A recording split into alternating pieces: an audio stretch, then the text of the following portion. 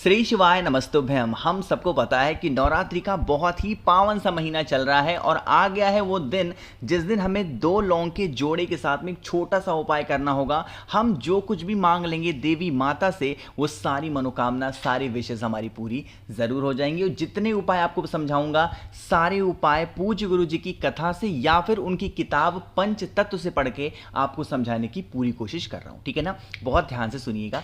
सबसे पहले समझ लेते हैं कि भैया ये लौंग के जोड़े का जो हम उपाय करेंगे वो किसके लिए करेंगे। जैसे मान लीजिए कि आपकी कोई भी ऐसी इच्छा है जो बहुत दिनों से अधूरी है और वो पूरी नहीं हो पा रही, तो आप इस उपाय को करेंगे। अब यहां पे जैसा मैंने स्क्रीन पे लिखा था कि हमें लौंग का जोड़ा लेना है, तो कितने लिखे? 2 लौंग का जोड़ा। एक जोड़े में 2 लौंग आता है, पता होगा आपको। मैंने लिखा है 2 लौंग का जोड़ा, तो कितने लौंग लेनी है? 4 लौंग आपको लेनी है। और जब भी लौंग लेना है, मैंने आपको हजारों बार समझा रखा है कि जो लौंग का फूल हो वो टूटा हुआ ना हो। मेरी बात समझ में आई?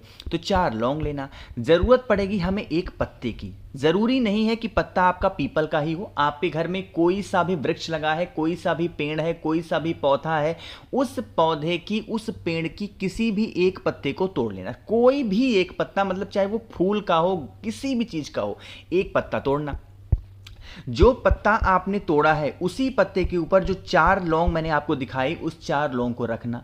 इस पत्ते को लेकर के आप अपने पूरे घर में घूमेंगे, क्योंकि अगर हमारे घर में नेगेटिव एनर्जी आ गई है तो हमारी मनोकामना नहीं पूरी होती है। हम कितने भी पूजा पाठ कर लें तो उसी नकारात्मक ऊर्जाओं को दूर करने के लिए शारदीय नवरात्रि में आपको 4 लौंग को एक पत्ते पे रख करके पूरे घर में एक बार घूम लेना। घूमने के बाद में आपको एक काम और करना है, और वो काम है आपके घर में जो देवी माता की फोटो है, मूर्ति है, प्रतिमा है, उनके पास में जाकर के और जो एक पत्ता आपने लिया है उस एक पत्ते को लौंग के साथ में आपको वहां पे समर्पित करना है। जब आप यहां पे समर्पित करोगे, ओम श्रीम नमः, फिर से बोल रहा हूं, मंत्र को नोट करिएगा, ओम श्रीम नमः। इस मंत्र का स्मरण करते हुए आपको 4 लौंग पत्ते के ऊपर रख देना है।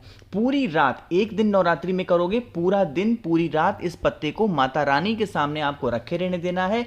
अगले दिन नवरात्रि का जो भी तिथि पड़ती है उस तिथि को आपको इस पत्ते को उठाना होगा। आपके घर के आसपास में कोई भी नीम का वृक्ष हो, मैंने आपको बता रखा है कि देवी माता का वास नवरात्रि के दिनों में कहां पे होता है? नीम पेड़ के नीचे। तो वहां से उठा करके नीम पेड़ के नीचे अगर आप रख करके चले आते हैं ना, तो जिस भी कारण से, जिस भी वजह से आपकी कोई ऐसी मनोकामना है, कोई ऐसी विशेष हैं जो पूरी ही नहीं हो पा रही हैं, तो आप इस उपाय को जरूर किया करिए, ठीक है ना।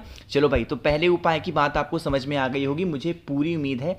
आगे बढ़ते हैं अब इस वीडियो के हम लोग अपने दूसरे उपाय की तरफ। और ये जो दूसरा उपाय है वो होगा रोग के लिए ना। जैसे आज के टाइम पे क्या हो गया ना कि हर इंसान ये सोचता है कि चाहे हमारे घर में पैसों की कमी हो जाए तो भी चलेगा, कोई दिक्कत आ जाए घर में वो भी चलेगा, बट कोई घर में क्या हो, रोग से ग्रसित ना हो। क्योंकि आपके पास पैसे कितने भी हो, अगर बीमारी घर में आ गई ना तो सारे पैसे खत्म हो जाएंगे, आपको पता भी नहीं चलेगा।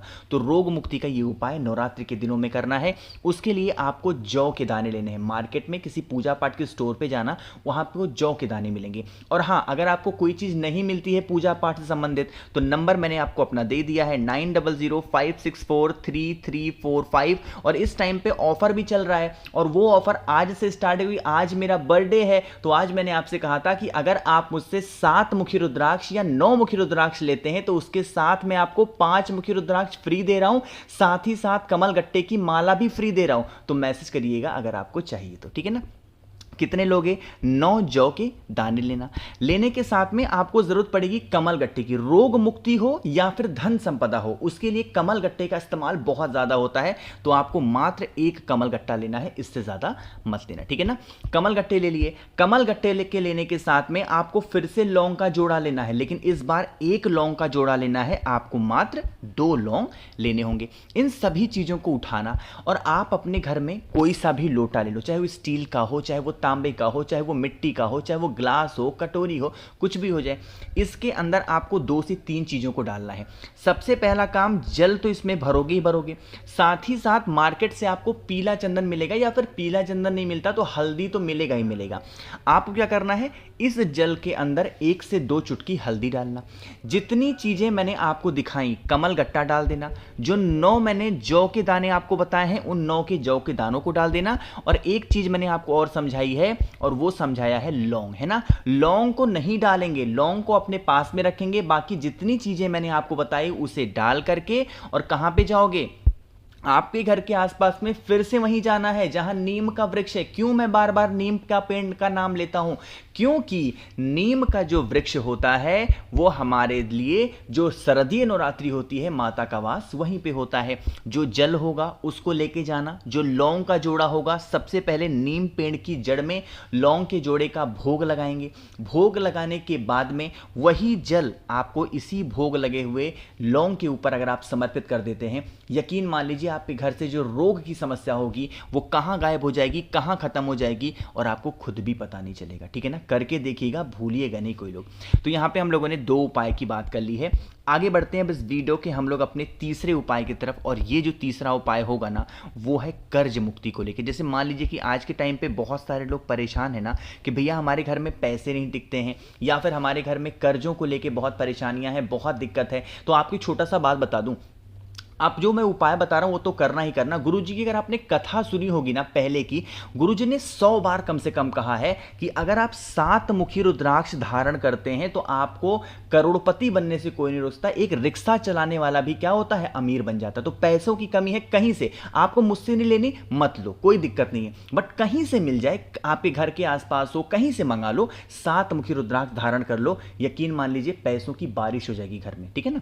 चलो अब बात करते हैं इस उपाय की। इसके लिए हमें जरूरत पड़ेगी इस तरीके से शहद की। ज्यादा शहद नहीं लेना, हाँ 1 से 2 चम्मच तो शहद लेना ही लेना। शहद को लेने के बाद में फिर से हमें लेना है लौंग के क्या दानों को लेना है। लेकिन एक छोटा सा काम जल्दी से कर दूं, मैं भूल गया बताना, वीडियो को लाइक करिएगा जिसने नहीं किया और चैनल को सब्सक्राइब करना है जिसने नहीं किया। ठीक है ना। तो आपको कितने लौंग लेने हैं, आपको लेने होंगे 5 लौंग या 7 लौंग लेना, ज्यादा नहीं लेना है। या तो आप 5 लौंग ले लो या तो आप 7 लौंग ले लो। और जो शहद आपने लिया है उसी शहद के अंदर उस लौंग के दाने को क्या करेंगे, डाल देना। फिर इस शहद को उठाना, आपके घर के आसपास में कोई भी महादेव का शिवलिंग हो, चाहे आपके घर में हो, घर के बाहर हो, कहीं पे भी हो, एक नाम याद रखिएगा। जब दुविधा बहुत ज्यादा बढ़ जाए तो बस एक नाम आपको ध्यान रखना है और वो नाम होता है अवधूत, महादेव का अवधूत नाम, अवधूतेश्वर महादेव के नाम से उन शहद में डूबे हुए 5 लौंग को माता अशोक सुंदरी के स्थान पे समर्पित करके, और जो भी व्यक्ति 1 लोटा शुद्ध जल देवी माता के नाम से समर्पित कर देता है, उनके घर में कभी कर्ज की कमी नहीं होती। और साथ ही साथ अगर जो इंसान 7 मुखी रुद्राक्ष धारण कर लेता है वो तो कभी गरीब होता ही नहीं है। मैं आपसे बार बार कह रहा हूं, मुझसे मत लो, मैं नहीं कह रहा हूं कि मुझसे लो, नहीं मत लो, बिल्कुल मत लो, मेरे पास लिमिटेड स्टॉक भी हैं, बट कहीं से ले लो, लेकिन पहन जरूर लो। ठीक है ना। चलो अब हम लोग आगे बढ़ते हैं इस वीडियो के हम लोग सबसे आखिरी और बहुत ही स्पेशल से छोटे से उपाय की, जो कि आपको करना है कमल गट्टे के दाने के साथ में। देखो आज जैसे ही कमल गट्टा दिखा करे ना, आपके माइंड में एक ही बात होनी चाहिए, भैया ये उपाय तो पक्का किसके लिए होगा, धन संपदा का। और माता रानी का दिन चल रहा है, इस उपाय को करके देखिएगा। 2 कमल गट्टे ले लेना, मार्केट में अवेलेबल है, नहीं मिलता है मुझे मैसेज कर दो, मैं तो जरूर भेजूंगा। तो मात्र 2 कमल गट्टे ले लेना, है ना। कमल गट्टे लेने के साथ में आपको इस तरीके से क्या लेनी है, छोटा सा लोटा लेना। ठीक है ना, लोटा ना मिले कटोरी ले लो, गिलास ले लो, कुछ भी ले सकते हो। और उस लोटे कटोरी गिलास में सबसे पहला काम करोगे, आपको जल भरना है। और जल के साथ ही महादेव को जो सबसे प्रिय चीज है वो है लाल चंदन। 1 चुटकी लाल चंदन शुद्ध डालना, कुमकुम रोली मत डाल देना, आपको शुद्ध लाल चंदन डाल देना है।